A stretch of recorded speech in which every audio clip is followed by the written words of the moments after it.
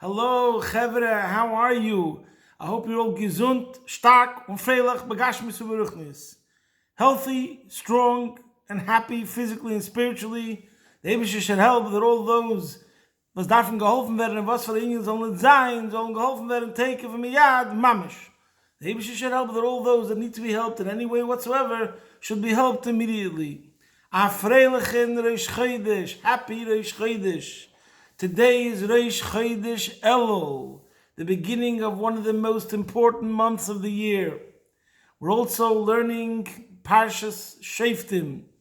So the obvious question is, what's the connection between parshas Shoftim, the portion of the week Shoftim, and the time that we're in right now, which is Chodesh Elul? But before we answer that question, we'll begin with a pasuk from the Rebbe's new kapitel, and that is pasuk Kuf Hey. Pasuk Kuvav. Nishbaiti va'akayema lishmeir mishpetei tzidkecha. I have sworn, and I will fulfill it, to keep your righteous judgments. When does a person swear? When does he take an oath? When something is very serious and important, so he figures that it could be that he will be facing challenges or obstacles in the path to achieve it. So therefore you make an oath, you make a promise, but I promised. So that's another tool that will help you and ensure that you carry out the thing which is important to you. The month of Elul is a month of introspection, stock taking. We turn inward and we start focusing on our spirituality. In other words, the person wants to change. The new year is coming up. We're crowning the king, Hashem. We are going to face the king in a way like never before. So therefore we prepare ourselves. So in this week's parsha, right away in the beginning of the first words, it says, Shoftim ושותרים תתלך בכל שעריך. The pasuk is talking about establishing a judicial system, and it's a communal obligation. Every city, every town, every country has to have a system of Shoftim, judges, and Shoftim is police, those who enforce the law. But as all the commentators speak out, it says Shoftim v'shoitrim titn l'cha. It's also meant to be interpreted on a personal level. If you want to get anywhere in your life spiritually, you have to be a judge on yourself, and be a policeman on yourself. A judge means a teacher, an educator, the one who discusses the law, makes the law, understands the law. And the policeman is the one who enforces it. So in the person, there's an element where you're meant to study and understand, but there's also an element where you're meant to be exercising self-control, self-restraint, and just take control of your life. That if something comes up which you should do, or something comes up which you shouldn't do, take control, that even if you're not in the mood, you'll do the right thing or not do what's wrong. And those are the two elements of a policeman: self-control, self-restraint, and a judge, teacher, educator.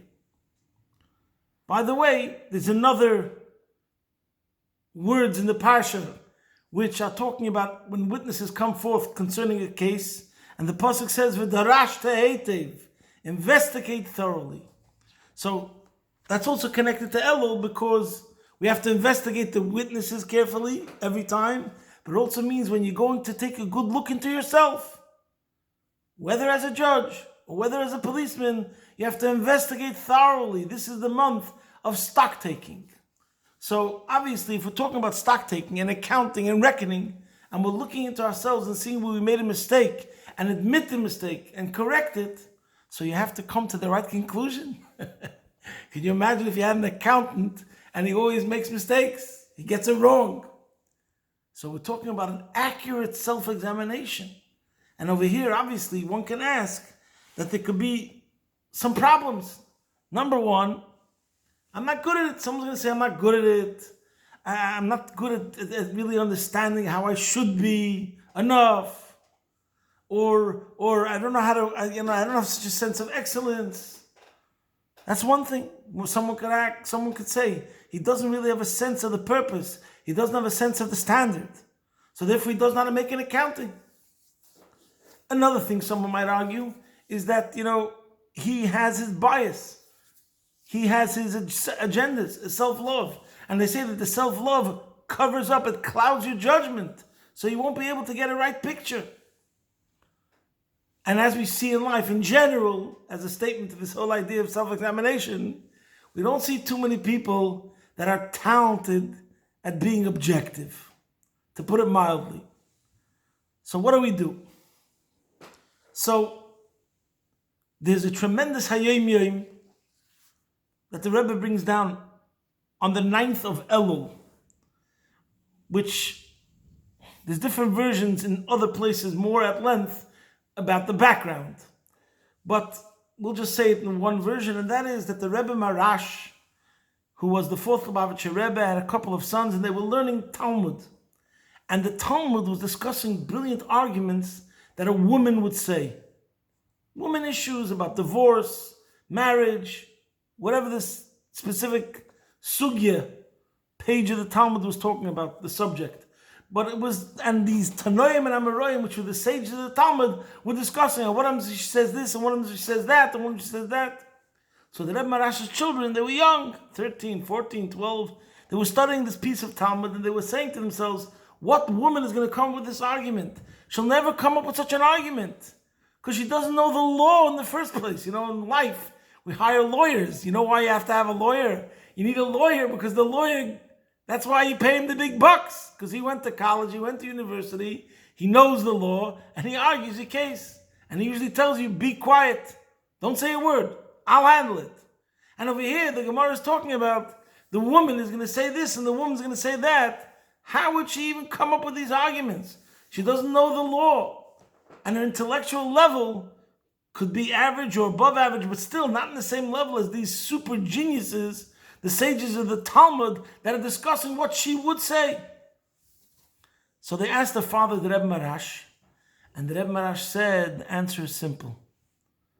When the inyan is negeya, when it really matters, then even someone whose faculties or talents could be just average could reach a higher level where he reaches levels of excellence. So in other words, to put it in a very stark contrast, the simpleton could become a genius when it's a matter of life and death.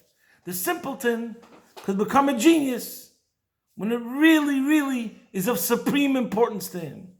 So that's the first answer. You're saying you're not good at it? If spirituality is important to you, you'll find a way. You'll look inside yourself. If someone told you, listen to me, I want you to look inside yourself, see how you could improve. Take a sheet, say character improvement. And I want you to look at yourself, take a good look and find those areas where you could improve. And I'll pay you $1 million or whatever. Yes, in such a case, I reckon that the person will be able to find many areas and be true about it and come to the right conclusions. So what was the Rebbe Maharash's word? It has to be important to you. We see, in other words, to put it as a huge words that go together, you have to care, you have to be interested, it has to be important to you. And this is something which I find as an educator, so many times students will discuss about, do they have success? Don't they have success? And the answer is, as the Rebbe said, quoted from the Talmud, the verse of our sages, Yagaiti umatzasi tamen. I have not seen one person who was interested in getting closer to God and did not succeed. You just have to be interested. You have to care. It has to matter. How do we make it matter? How do you become interested? That's already a whole different question. Hopefully, since you have a neshama, and you're a man, you're a human, and you have spirituality, and sense of purpose, and seeking fulfillment, and meaning, you'll come to it. But you must touch into that, tap into it, and then there's what to talk about. It's very interesting that in the Tanya, which is the most unbelievable sefer. And the Alter Rebbe says about the sefer himself in the foreword of the sefer that this is the sefer that's going to answer any question you have in your service of Hashem. And then, still, when he writes at the beginning of the foreword, he says that he's writing this, Shimu Elai, Reit Feit Tzedek, Mevakshei Hashem. So he says, listen to me, those who pursue righteousness, who seek Hashem. So in other words, everything that comes in the book, all of the advice and all of the answers only applies to the person who's Kirvas Elikim Yechbaz. He's seeking to be closer to Hashem. And so too, I find it very interesting. In chapter 30, he talks about a person looking inside himself and asking himself if he's really, really struggling in a good way. In other words, to overcome whatever challenges he has in trying to get closer to Hashem. And the Alter Rebbe writes the following words. He says, even when it comes to the category of turning away from evil, which you might think that when it comes to the category of doing good, there's no end. So therefore I might have some shortcomings. But when it comes to the category of turning away from evil, I'm good. I would think so, that I don't do any evil.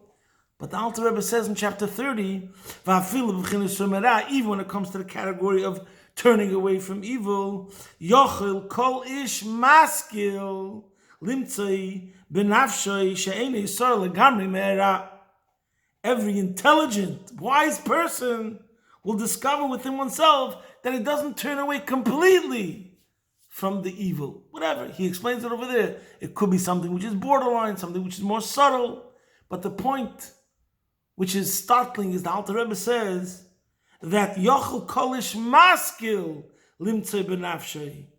That every single intelligent person, a wise person, you're wise, you're intelligent, so then you'll see how you're not perfect.